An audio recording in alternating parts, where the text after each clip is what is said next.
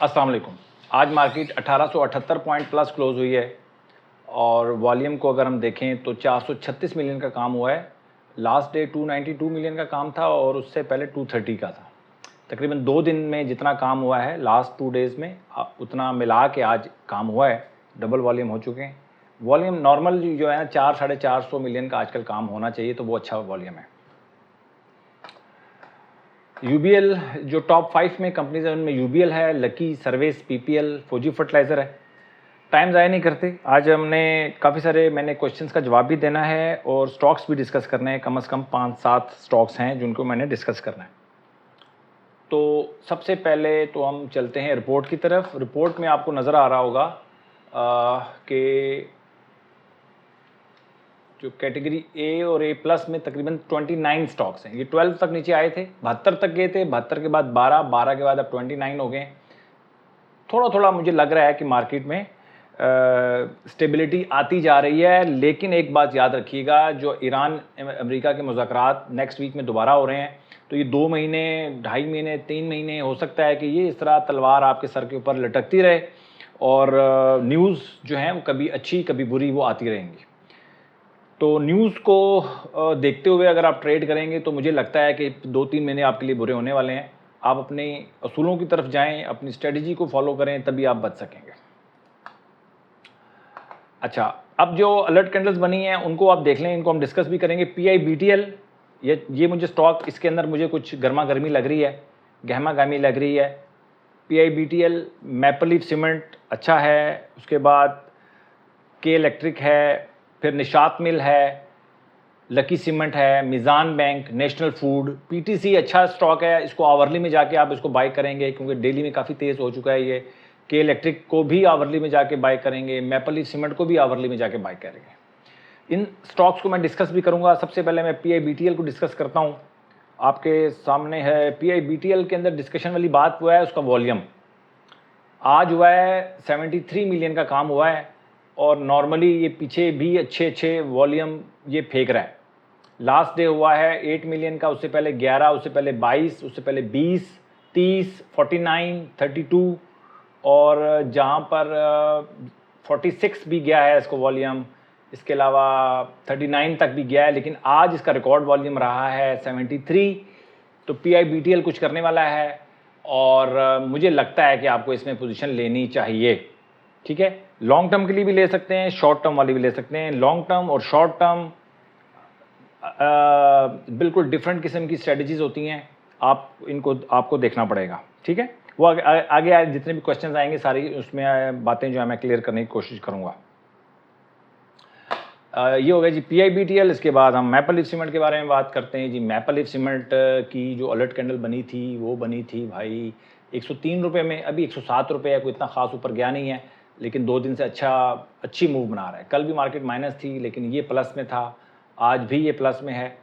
आराम से काम कर रहा है अपना। वॉल्यूम अच्छे हैं, 27 मिलियन का काम हुआ है। इससे पहले भी वॉल्यूम बेहतरीन है। ये वॉल्यूम अब 10, 12, 15 दिनों से जो इसके वर्किंग डेज हैं बहुत अच्छे वॉल्यूम दे रहा है। तो मैपल लीफ मुझे ज़्यादा अच्छा लगता है, सब में ज़्यादा जो है मुझे मैपल लीफ सीमेंट लगता है। इसके बाद जी के इलेक्ट्रिक। के इलेक्ट्रिक की बहुत अच्छी मूव है और के इलेक्ट्रिक का आप समझ लें कि आज इसकी अलर्ट कैंडल भी बनी है। तो के इलेक्ट्रिक को 8.84 रुपये से ऊपर लेना चाहिए। अब आप शॉर्ट टर्म के लिए लेना चाहते हैं, लॉन्ग टर्म के लिए लेना चाहते हैं, दोनों सूरतों में आप के इलेक्ट्रिक को बाय कर सकते हैं। ठीक हो गया। अच्छा, एक चीज़ और मैं अभी आपको बताना चाह रहा हूँ, वो ये बताना चाह रहा हूँ कि अगर आप डेली टाइम फ्रेम पे जाते हैं और आपकी TKT में जाते हैं और अब बाइंग आपकी ट्रिगर होती है, जैसे फ़र्ज़ कर लें 8.84 रुपये से ऊपर अगर आपकी बाइंग ट्रिगर हो जाती है और इसका 6% नीचे स्टॉप लॉस हिट हो जाता है आपका किसी वजह से भी, तो नेक्स्ट बाइंग जो होगी ना, आपने आवरली टाइम फ्रेम पे लाजमी करनी है। डेली टाइम फ्रेम पे एंट्री करने की कोशिश करेंगे तो कई दफ़ा स्टॉक बहुत ज़्यादा डॉज देता है, बहुत ऊपर जाके आपकी बाइंग होती है, प्रॉब्लम आपके लिए बनेगी। तो अगर आप पहली एंट्री तो मेरे हिसाब से डेली टाइम फ्रेम पे ही होनी चाहिए। डेली टाइम फ्रेम पे आपकी एंट्री हो गई, पहली जब आपकी अलर्ट कैंडल बनती है उसके बाद आपकी एंट्री हो गई। अगर वो उसका 6% स्टॉप लॉस नीचे हिट होता है तो आवरली टाइम फ्रेम पे आपने दोबारा एंट्री लेनी है 65 की RSI के ऊपर। ठीक है, 60 में भी लेते हैं लोग, बट मुझे 65 पसंद है। आप 65 के साथ जाएं तो मुझे ज़्यादा लगता है कि मेच्योर आपको ट्रेड्स मिलेंगी। तो 65 के साथ जाएं और 6% स्टॉप लॉस रखें और उसी तरह इसको आप कंटिन्यू कर सकते हैं। हाँ, अगर जो लोग स्टॉप लॉस से डरते हैं या स्टॉप लॉस की अमाउंट देने से घबराते हैं, तो एक आध स्टॉप लॉस लें और उसके बाद नेक्स्ट जो एंट्री लें उसमें 6% स्टॉप लॉस, 6% प्रॉफिट पे बेच दें आप उसको, ताकि आपका थोड़ा सा कॉन्फिडेंस बहाल हो। तो आप 6% कर करके 2-3 स्टॉप लॉसेज इकट्ठे करें, उसके बाद आप ट्रेड स्टार्ट कर लें अगर आपको डर लगता है तो। अच्छा, इसके बाद निशात मिल भी अच्छा स्टॉक है, वो भी, इसकी भी अलर्ट कैंडल बनी है आज। इतना अच्छा नहीं है बट अच्छा, फिलहाल अच्छा नहीं है, लेकिन वॉल्यूम अच्छे हैं इसके, इंटैक्ट हैं, ये कुछ कर सकता है। इसके अलावा लकी, PIBTL, मैपल लीफ्स के बाद जो लकी है ना, वो मुझे ज़्यादा अच्छा लगता है।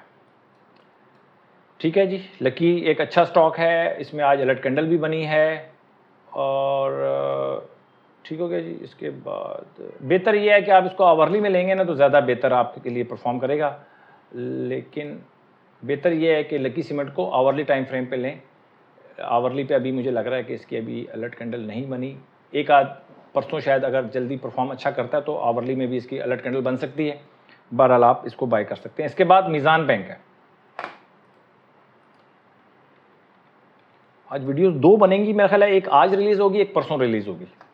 ठीक है, तो कोशिश करूँगा 15-18 मिनट में वीडियो ख़त्म कर दूँ। अच्छा जी, मीज़ान बैंक भी जो है वो अच्छा जा रहा है, अच्छा परफॉर्म कर रहा है। आवरली टाइम फ्रेम पे इसको बाय करना चाहिए मेरे हिसाब से। तो आवरली टाइम फ्रेम पे अभी थोड़ा सी कसर है इसके अंदर, लेकिन ये आवरली टाइम फ्रेम पे अगर 65 की RSI क्लोज होती है तो आप इसको बाय कर सकते हैं।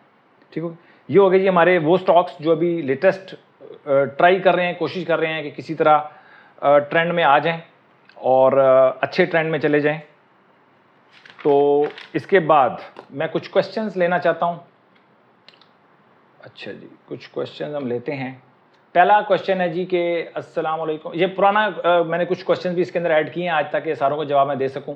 और मैं क्वेश्चन वही ऐड करता हूं जो ज़्यादा लोगों के सवाल का जवाब का बाइस बन सकें। ठीक है, ज़्यादा लोगों के दिनों में जो सवाल होते हैं मैं कोशिश करता हूँ वो सवाल उठाए जाएँ जो ज़्यादा लोग करना चाहते हैं। तो वो ये कह रही है कि मार्केट जो है वो 2 लाख से ऊपर जाएगी। ठीक है जी, बिल्कुल जाएगी, मेरा भी बिलीव है, बट आप 2 लाख से ऊपर मार्केट जाएगी और आप इसके अंदर होंगे विद पोर्टफोलियो, अच्छा पोर्टफोलियो, इसके लिए आप क्या इकदाम कर रहे हैं, इसके बारे में आपने सोच के रखना है। कोई कह रहा है जी 2.5 लाख तक जाएगी, कोई कहता है 3 लाख तक जाएगी, कोई कहता है 2,25,000 तक जाएगी, बट कौन कौन इसके साथ जाएगा, मैटर ये चीज़ करती है। मार्केट जाएगी, आप नहीं होंगे तो आपको क्या फ़ायदा होगा इसका।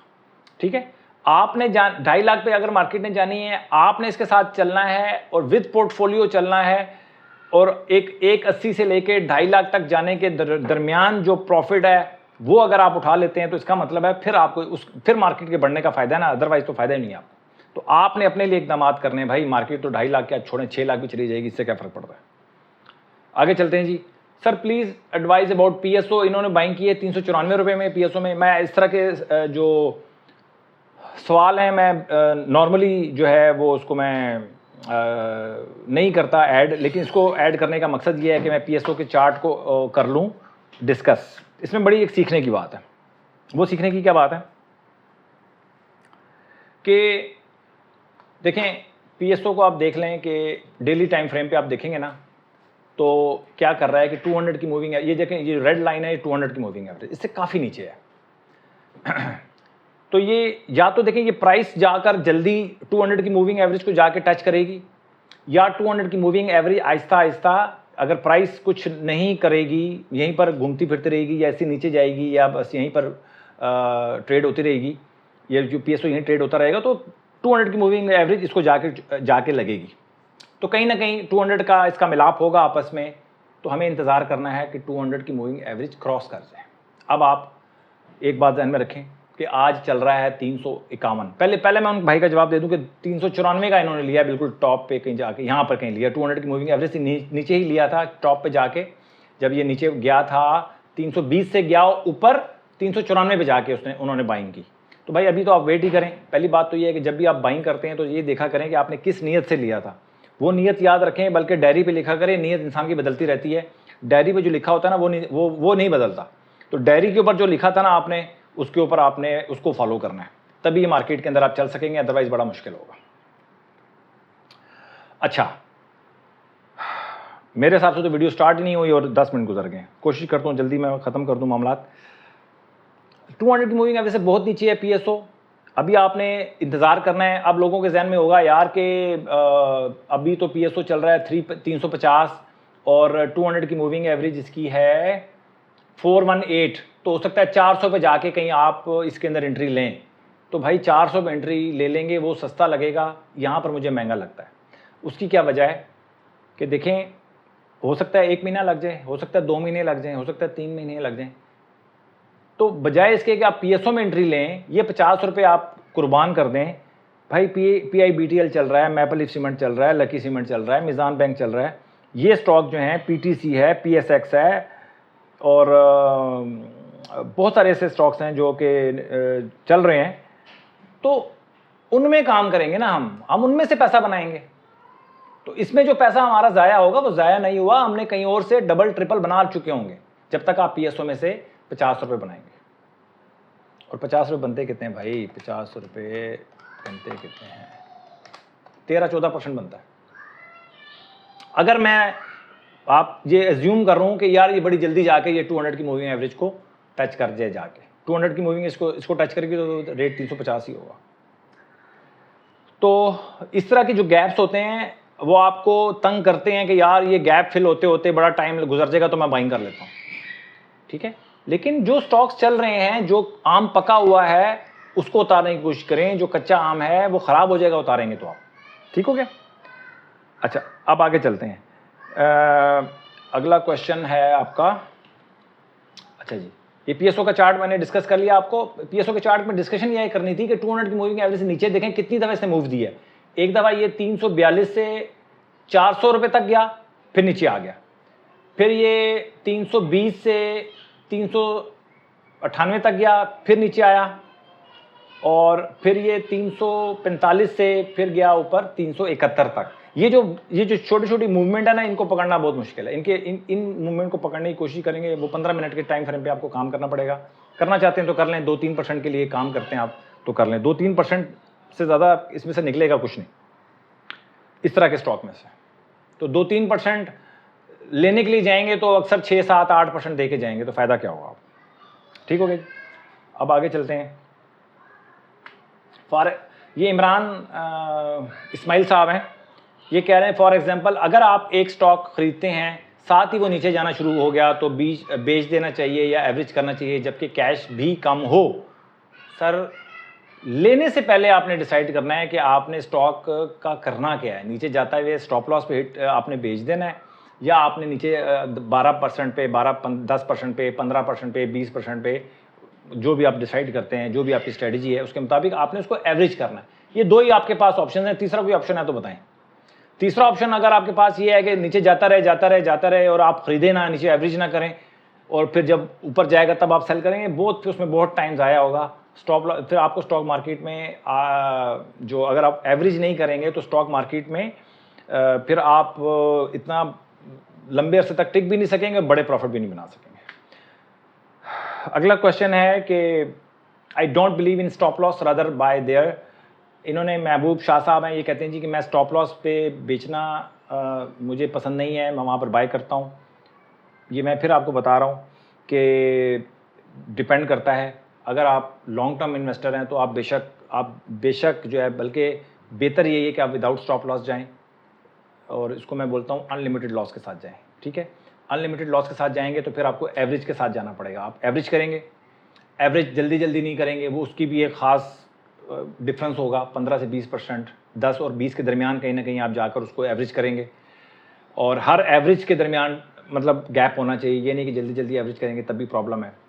और लेकिन अगर शॉर्ट टर्म ट्रेड कर रहे हैं और अगर आप स्टॉप लॉस नहीं इस्तेमाल कर रहे, बार बार आप वहाँ पर बार बार एवरेज कर रहे हैं, तो फिर बहुत जल्दी आपका अकाउंट जो है वो वॉश आउट हो सकता है। जितने भी लोग स्टॉक मार्केट में डिफ़ॉल्ट हुए हैं वो शॉर्ट टर्म ट्रेडिंग के तहत ही हुए हैं और विदाउट स्टॉप लॉस यूज़ करते थे और वो एवरेज करते रहते थे नीचे, और एक दिन आता है कि उनका अकाउंट बिल्कुल जो है ना वाइप आउट हो जाता है, ठीक है। महबूब शाह साहब, हो सकता है कि ये लॉन्ग टर्म करते हों तो या कुछ और करते हों, तो आपने अपनी स्ट्रेटजी को बनाना है। स्टॉप लॉस अगर नहीं अगर आपने स्टॉप लॉस के साथ नहीं जाते तो फिर विदाउट स्टॉप लॉस पूरी एक स्ट्रेटेजी है, उसको आपको फॉलो करना पड़ेगा, एक पूरे रूल्स हैं उसको आपको फॉलो करना पड़ेगा। अगला है जी क्वेश्चन, आखिरी क्वेश्चन लेते हैं मेरा ख्याल है। सर ए प्लस में SSOM नहीं है, ये 2 दिन में 112 रुपये दे चुका है, आप इसे ऐसे शेयर नहीं बताते। तो ये फ़हीम सिद्दीक साहब हैं। फ़हीम साहब, मैं 102 कंपनीज़ का एनालिसिस करता हूँ, इसके अलावा अगर कुछ अच्छा वॉल्यूम हो, कुछ पेनी स्टॉक्स अगर अच्छे चल रहे हो तो उनको मैं डिस्कस कर लेता हूँ। तो ये सारा सिलसिला है, ठीक है जी। अपना बहुत ख्याल रखें, अपने इन्वेस्टमेंट का ख्याल रखें। वीकेंड है, बैठें, डायरी पे नोट बनाएं कि आपने आने वाले दिनों में नहीं, आने वाली जो लाइफ है आपकी पूरी, इसको कैसे आपने डिज़ाइन करना है कि आपने शॉर्ट टर्म में जाना है, लॉन्ग टर्म में जाना है। अब मज़ीद मैं क्वेश्चंस करूँगा इंशाल्लाह, परसों आपको ये वीडियो मिलेगी 10 मुहर्रम को, और जिसमें मैं 4-5 क्वेश्चंस और डिस्कस करूँगा, जिससे आपको काफ़ी सारी क्लैरिफिकेशन मिल जाएगी आपको, ठीक है जी। अपना बहुत ख्याल रखें। Thank you very much.